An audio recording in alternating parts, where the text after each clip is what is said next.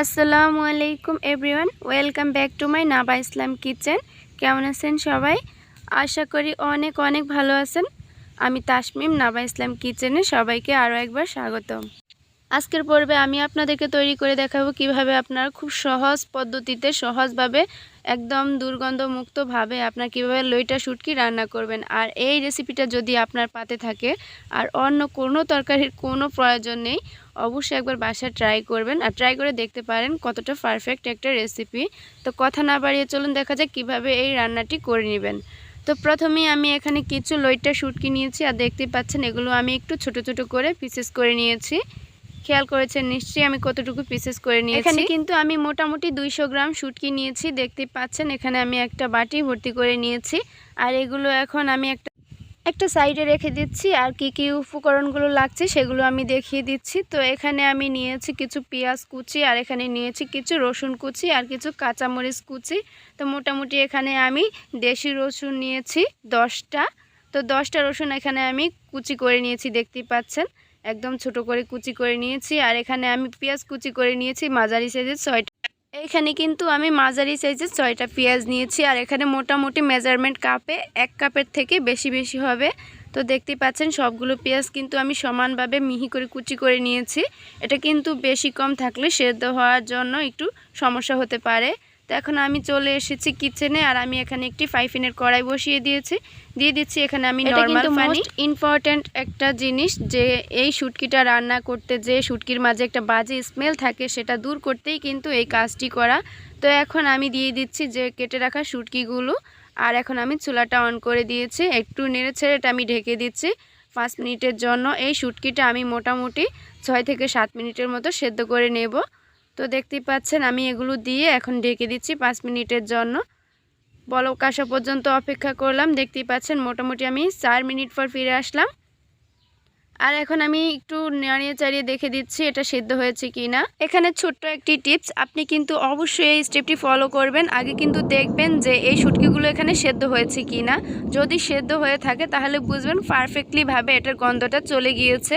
আর কোনো রকম মাছের যে শুটকির একটা গন্ধ থাকে সেটা থাকবে না। তো আমি দেখে নিয়েছি আমার এটা সেদ্ধ হয়নি। আমি আরও কিছুক্ষণ ঢেকে রাখবো 1 থেকে 1.5 মিনিটের মতো।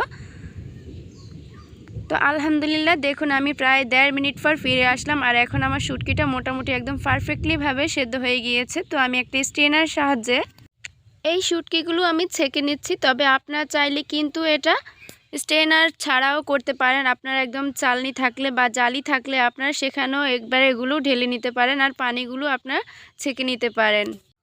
এখন আমি যে কাজটি করব, এই শুটকিগুলো মোটামুটি 10 মিনিট পর ঠান্ডা হয়ে গিয়েছে। তো এখন আমি এগুলোর সহজেই কাটা ছাড়িয়ে নিচ্ছি, দেখতেই পাচ্ছেন। তবে আপনারা চাইলে এটা নাও করতে পারেন। তবে এই শুটকিগুলোর কাটা কিন্তু খুবই নরম থাকে, আপনারা চিবিয়েও খেয়ে নিতে পারেন। তবে আপনাদের যদি সুবিধার্থে আপনারা এই কাটাগুলো সরিয়ে নিতে পারেন। দেখতেই পাচ্ছেন খুব ইজিলি কাটাগুলো সরে যাচ্ছে। তো এইভাবেই কিন্তু আমি এক এক করে সবগুলো কাটা সরিয়ে নিয়েছি। তো এখন আমি এগুলো একটা সাইডে রেখে দিয়ে আবারও চলে যাচ্ছি কিচেনে। আর আমি একটি কড়াই বসিয়ে দিয়েছি, দেখতে পাচ্ছেন। দিয়ে দিচ্ছি আমি এখানে পরিমাণ মতো তেলটা, কিন্তু আপনার পরিমাণ মতোই ব্যবহার করবেন। তো আমি এখানে শুটকি অনুযায়ী আমি তেলটা ব্যবহার করেছি। এখন দিয়ে দিচ্ছি আমি যে রসুনগুলো কুচিয়ে রেখেছিলাম সেই রসুনগুলো আমি ভালোভাবে তেলে 1 থেকে 1.5 মিনিটের মতো ভালোভাবে ভেজে নিচ্ছি। খেয়াল করেছেন নিশ্চয়ই। এইখানে ছোট্ট একটি টিপস, আপনারা যদি এই রসুনগুলো আর পেঁয়াজগুলো একসাথে দিয়ে দেন তাহলে কিন্তু পেঁয়াজটা গলে যাওয়ার সম্ভাবনা খুবই বেশি থাকবে। রসুন কিন্তু সেদ্ধ হতে খুবই সময় লাগে, তাই রসুনটা কিন্তু 1 থেকে 1.5 মিনিট আগে ভালোভাবে ভেজে নিতে হবে। তো আমার ভাজা হয়ে গিয়েছে, এখন আমি দিয়ে দিচ্ছি কুচানো পেঁয়াজগুলো। আমি আমার ভিউয়ার্সদের বোঝানোর সুবিধার্থে আমি কিন্তু প্রত্যেকটা টাইম এবং প্রত্যেকটি স্টেপ ভালোভাবে বলে দিচ্ছি, দেখতেই পাচ্ছেন আপনারা। তো এখানে কিন্তু নাবা ইসলাম কিচেন মানে কিন্তু সহজ আর সাবলীল ভাষায় সুন্দর রেসিপি। তো পেঁয়াজগুলো দেওয়ার পরে কিন্তু আমি 2 থেকে 3 মিনিটের মতো ভালোভাবে ভেজে নেব। দেখতেই পাচ্ছেন একটা ব্রাউন কালার চলে এসেছে। এটা কিন্তু একদম পুরোপুরি ব্রাউন কালার করতে হবে না, এটা কিন্তু একটু নরম ব্রাউন কালার হয়ে আসলেই কিন্তু এটা মোটামুটি হয়ে গেছে, এটা বুঝতে হবে। তো এখন আমি দিয়ে দিচ্ছি কিছু ইনগ্রেডিয়েন্টস। তো এখন আমি কিন্তু এখানে কিছু পেস্ট মশলা ব্যবহার করব। দিয়ে দিচ্ছি এখানে আমি 1 চা চামচ পরিমাণ জিরে বাটা, এখানে দিয়ে দিচ্ছি রসুনের পেস্ট, এখানে 1 চা চামচ ব্যবহার করেছি ভরে ভরে। লাল মরিচের পেস্ট দিয়েছি এখানে হাফ চা চামচ। এটা একটু ঝাল ঝাল করব। দিয়ে দিচ্ছি ধনিয়া গুঁড়া হাফ চা চামচ। এই সবগুলো উপকরণ দিয়ে ভালোভাবে মিক্স করে নিচ্ছি। এইভাবে যদি আপনার প্রতিটি স্টেপ ফলো করে রান্নাটা করে থাকেন তাহলে আশা করি আপনার একদম পারফেক্ট রেজাল্ট পেয়ে যাবেন। তবে অনুরোধ রইল ভিডিওটি না টেনে সম্পূর্ণ দেখতে পারেন যাতে, তাহলে আপনার কিন্তু পারফেক্ট রেজাল্ট অবশ্যই পেয়ে যাবেন। তো এখন আমি দিয়ে দিচ্ছি কিছু শুকনো ইনগ্রেডিয়েন্টস। তো এখানে আমি ব্যবহার করেছি হাফ চা চামচ লবণ, হলুদ গুঁড়া ব্যবহার করেছি হাফ চা চামচ, আর এখানে মরিচ গুঁড়া ব্যবহার করেছি 1 চা চামচ। এটা একটু ঝাল ঝাল করব, আর শুটকি কিন্তু ঝাল ঝালই খেতে ভীষণ ভালো লাগে। আবারও আমি এই উপকরণগুলো দিয়ে ভালোভাবে মিক্স করে নিয়েছি 1 থেকে 1.5 মিনিটের মতো। তো এখন এই কাজটি করতে হবে যে মশলাগুলো পুড়ে যাওয়ার সম্ভাবনা থাকবে, সেক্ষেত্রে এখানেও সামান্য পরিমাণ পানি ব্যবহার করবেন।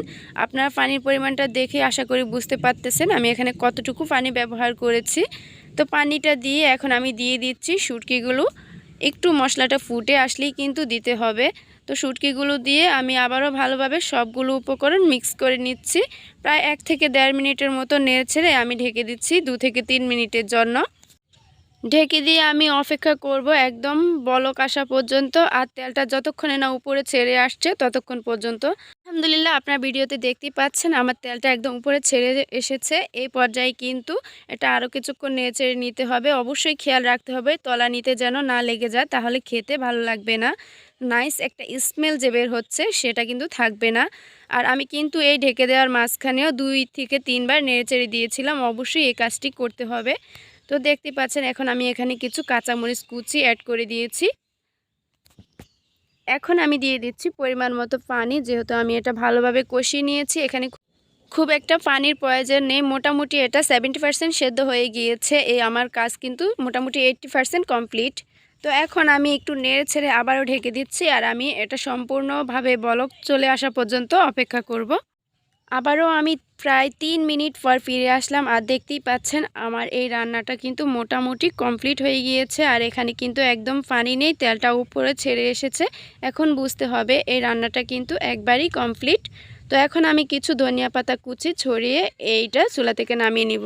এখন কিন্তু মোটামুটি ধনিয়া পাতার সিজন। এখন যদি আপনারা এই ধনিয়া পাতাটা না ব্যবহার করেন, আমি কিন্তু এই ধনিয়া পাতার সিজনে এটা ব্যবহার না করলে মনে হয় যেন তরকারিটা অসম্পূর্ণ থেকে যায়, এমন অবস্থা। তো আলহামদুলিল্লাহ আমার রান্নাটা কমপ্লিট। 10 মিনিট পর ঠান্ডা হয়ে গিয়েছে। এখন আমি একটু সার্ভ করে দেখিয়ে দিচ্ছি এই রান্নাটা কিন্তু কতটা পারফেক্ট। ভালো লাগলে চ্যানেলটি সাবস্ক্রাইব করার অনুরোধ রইল। আল্লাহ হাফেজ।